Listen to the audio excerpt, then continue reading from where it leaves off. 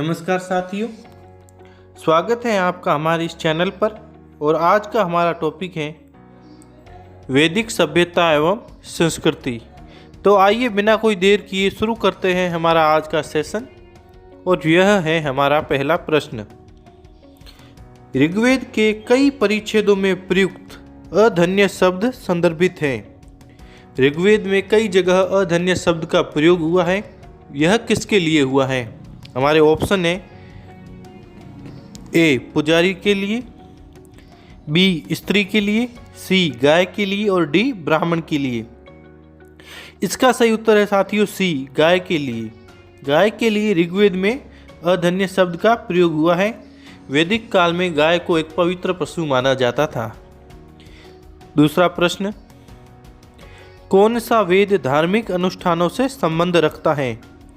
हमारे ऑप्शन है ऋग्वेद, यजुर्वेद, सामवेद और अथर्ववेद।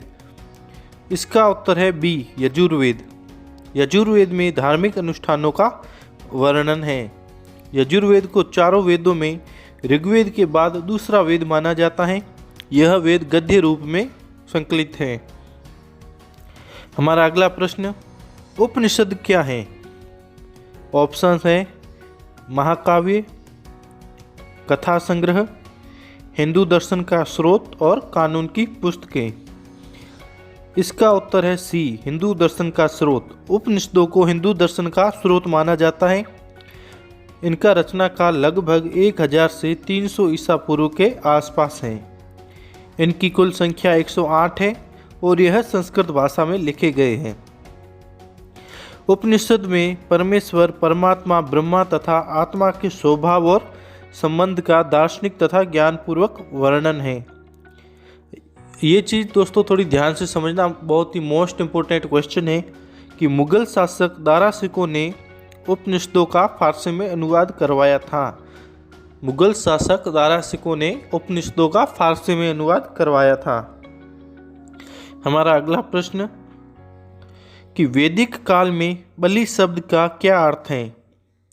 ऑप्शंस बेल, बलिदान, आनुवांशिक और प्रजा द्वारा शासक को दी गई भेंट। इसका सही उत्तर है डी प्रजा द्वारा शासक को दी गई भेंट। उसे बलि नाम से जाना जाता था। जो जनता जो राजा को भेंट देते थे उसको बलि नाम से जाना जाता था।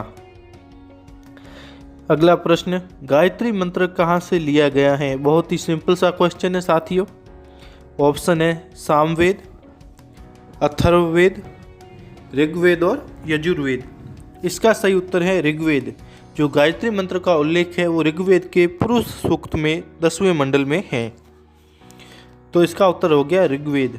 हमारा अगला प्रश्न, आरंभिक वैदिक काल में वर्ण व्यवस्था आधारित थी।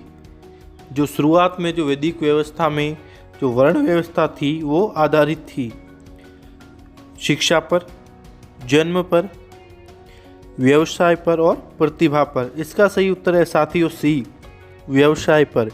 जो आरंभिक वैदिक काल में वर्ण व्यवस्था व्यवसाय पर आधारित थी। अगला प्रश्न, 16 महाजनपदों का उल्लेख मिलता है। हमारे ऑप्शन है रामायण, महाभारत, अंगुत्तर निकाय और ललित विस्तार। इसका सही उत्तर है सी अंगुत्तर निकाय। अंगुत्तर निकाय में हमें 16 महाजनपदों का उल्लेख मिलता है। हमारा अगला प्रश्न, किस वेद में सभा और समिति को प्रजापति की 2 पुत्रियां कहा गया है? साथियों वैदिक काल में सभा और समिति का बहुत बड़ा महत्व था। अब ये किस वेद में कहा गया है कि यह प्रजापति की 2 पुत्रियां हैं? हमारे ऑप्शन है सामवेद, ऋग्वेद, यजुर्वेद और अथर्ववेद। इसका सही उत्तर है डी अथर्ववेद। अथर्ववेद 4 वेदों में सबसे बाद या अंतिम वेद है। हमारा अगला प्रश्न, कौन सा अभिलेख ईरान से भारत में आर्यों के आने की सूचना देते हैं? अब यहाँ पर हमारे ऑप्शन में कुछ अभिलेख दिए गए हैं। इनमें से कौन सा अभिलेख यह प्रमाणित करता है कि जो भारत में आर्य आए थे वो ईरान से आए थे? हमारे ऑप्शन है शहबाजगढ़ी, मानसेहरा, बोगजकोई और जूनागढ़। इसका सही उत्तर है साथियों सी, बोगजकोई। इस अभिलेख से यह प्रमाणित होता है कि जो आर्य भारत में आए थे वो ईरान से आए थे। बोगजकोई प्राचीन अभिलेख बोगजकोई नामक स्थान से लगभग 1500 ईसा पूर्व के आसपास प्राप्त हुआ था। इसमें इंद्र, मित्र और वरुण आदि देवताओं का अंकन किया हुआ है। हमारा अगला प्रश्न, मनुस्मृति का टीकाकार कौन था? मनुस्मृति नामक ग्रंथ का टीकाकार कौन था? हमारे ऑप्शन है विश्वरूप, असहाय, भट्ट स्वामी, मेघातिथि। इसका सही उत्तर है मेघातिथि। मेघातिथि ने मनुस्मृति पर टीका लिखी थी। मनुस्मृति मूलतः समाज व्यवस्था से संबंधित है। हमारा अगला प्रश्न, वैदिक लोगों द्वारा किस धातु का प्रयोग पहले किया गया था? हमारे ऑप्शन है चांदी, सोना, लोहा तथा तांबा। इसका सही उत्तर है तांबा। वैदिक लोगों द्वारा सर्वप्रथम तांबे का उपयोग किया गया था। अगला प्रश्न, वैदिक काल में ग्राम का मुखिया होता था। हमारे ऑप्शन है गृहपति, विस्पति, गणपति और ग्रामणी। बहुत ही सिंपल सा क्वेश्चन है साथियों, और मैं उम्मीद करता हूँ कि इसका उत्तर आप सभी को आता होगा। वैदिक काल में ग्राम का मुखिया ग्रामणी होता था। हमारा अगला प्रश्न, आर्यों को एक जाति कहने वाला पहला यूरोपियन कौन था?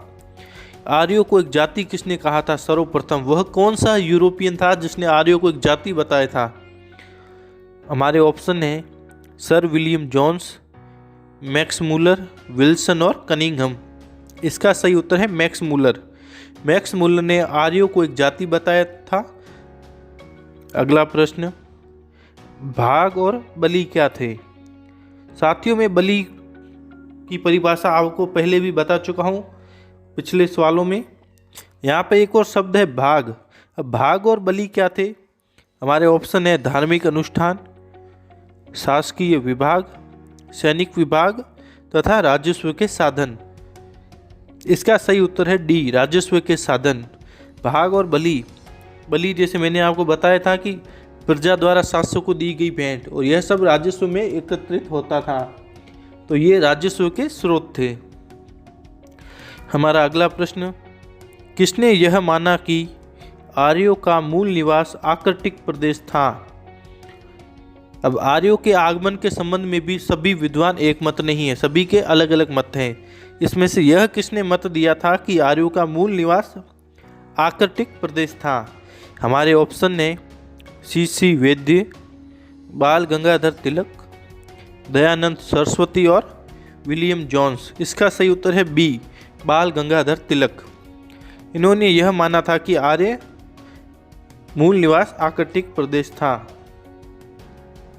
अगला प्रश्न, आर्यों के समाज का मूल आधार था।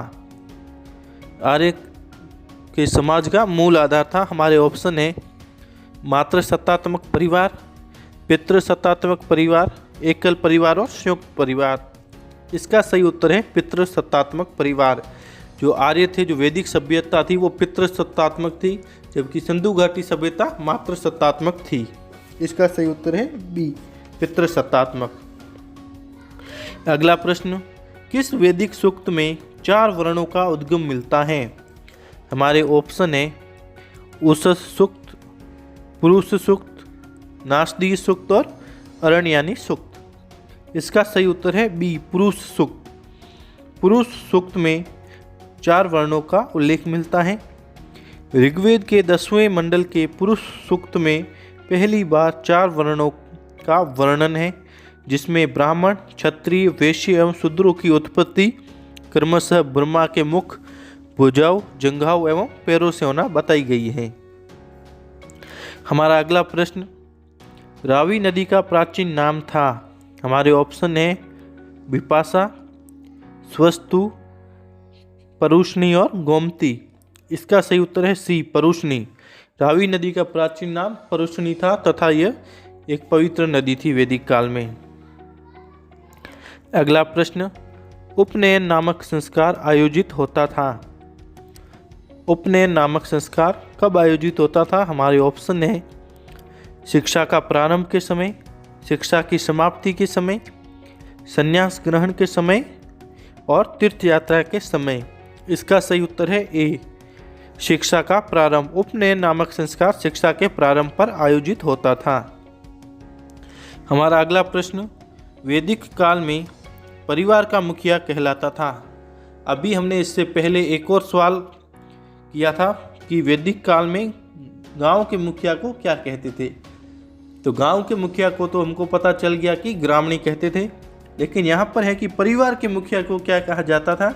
हमारे ऑप्शन है गोप्ता, ग्रामणी, सुत और कुलप। इसका सही उत्तर है डी, परिवार के मुखिया को कुलप कहा जाता था। धन्यवाद साथियों, यह थे हमारे आज के प्रश्न।